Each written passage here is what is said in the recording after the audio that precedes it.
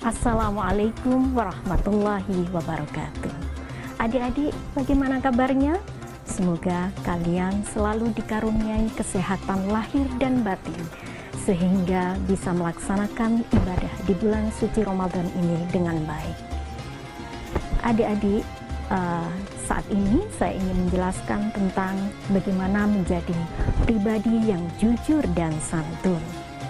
Saya akan memulai pembahasan dengan mengutip ayat Al-Quran surat At-Taubah ayat 119.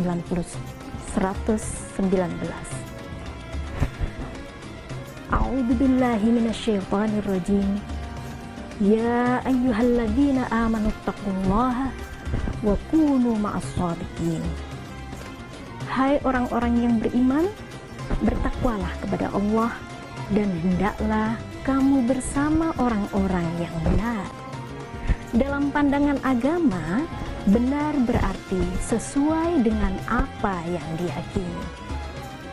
Makna jujur atau as-siddiq berkembang sehingga mencakup arti sesuainya berita dengan kenyataan, sesuainya perbuatan dengan keyakinan, serta adanya kesungguhan dalam upaya dan tekad mencakup apa yang dikehendaki.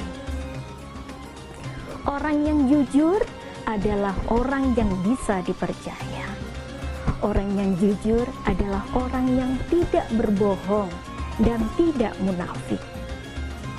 Mengapa kita harus jujur? Karena ini semuanya, karena semua orang tidak mau dibohongi. Dan yang paling penting, jujur adalah perintah Allah Subhanahu wa Ta'ala dan sifat Nabi. Perintah ini dinyatakan dalam Al-Quran dengan frekuensi yang cukup tinggi.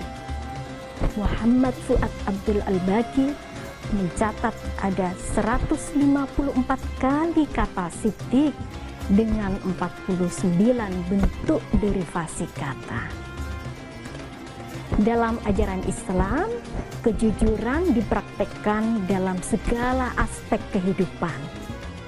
Misalnya, pada saat sholat dan berpuasa. Ketika seorang muslim sholat, maka ia tidak berkorupsi dengan mengurangi jumlah rakaat sholat. Demikian pula ketika kita puasa, maka kita harus menjaga segala hal yang membatalkan dan mengurangi nilai puasa kita. Meskipun tidak semua orang tahu bahwa kita sedang berpuasa. Nah, ini adalah latihan praktis dalam kejujuran batin. Maka dari itu, kita harus jujur pada diri sendiri maupun kepada orang lain.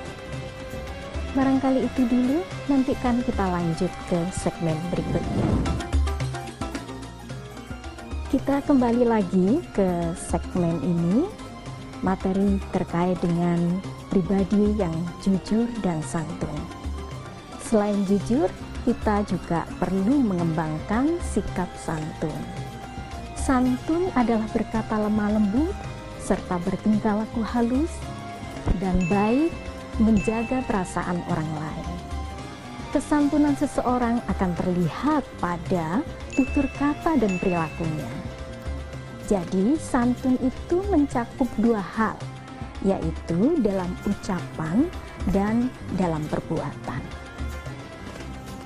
Dengan santun, maka tercipta kedamaian dan keharmonisan di bumi. Damai adalah dambaan setiap makhluk. Dan dengan santun, permusuhan akan dapat dihindari, bahkan permusuhan dapat berubah menjadi pertemanan yang baik. Allah Subhanahu wa Ta'ala dalam surat Al-Baqarah ayat 83 menyatakan, wa idh akhadna mitsaqa bani Israila la ta'buduna illallah wa bil walidaini ihsana wa bil qurba wal yatama wal masakin wa qulu lin nasi husna wa aqimus salata wa atuz zakata thumma tawallaitum illa qalilan minkum wa antum mu'ridun. Dan ingatlah ketika kami mengambil janji dari Bani Israel, yaitu janganlah kamu menyembah selain Allah dan berbuat kebaikanlah kepada ibu dan bapa, kaum kerabat, anak-anak yatim, dan orang-orang miskin. Serta ucapkanlah kata-kata yang baik kepada manusia. Dirikanlah sholat, tunaikanlah zakat. Kemudian kamu tidak memenuhi janji itu, kecuali sebagian kecil daripada kamu, dan kamu selalu berpaling.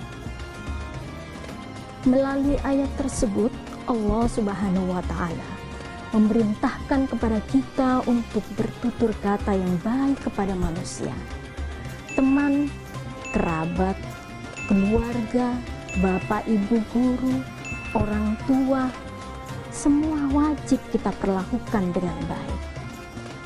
Berkata dan berperilaku santun kepada mereka membuat harga diri kita semakin meningkat. Kita akan dihargai dan dihormati oleh orang lain manakala kita menghormati orang lain. Ibarat kalau kita bercermin, ketika bercermin dalam keadaan atau wajah kita tersenyum, maka bayangan yang ada di kita atau bayangan yang nampak pada kita adalah tersenyum. Sebaliknya, kalau kita bercermin dalam keadaan cemberut atau wajah yang cemberut, maka bayangan yang kita lihat adalah bayangan cemberut. Nah, adik-adik, marilah kita kembangkan sikap, sifat jujur, dan sikap santun pada diri sendiri maupun orang lain. Bersikap santun karena dengan santun kita lebih dihormati orang lain, meski kita tidak minta dihormati. Baiklah, mungkin itu yang bisa saya sampaikan. Mudah-mudahan pembahasan kita kali ini bermanfaat untuk kita semuanya. Ihdinas shiratal mustaqim, wallahul muwaffiq ila aqwamit thoriq. Wassalamualaikum warahmatullahi wabarakatuh.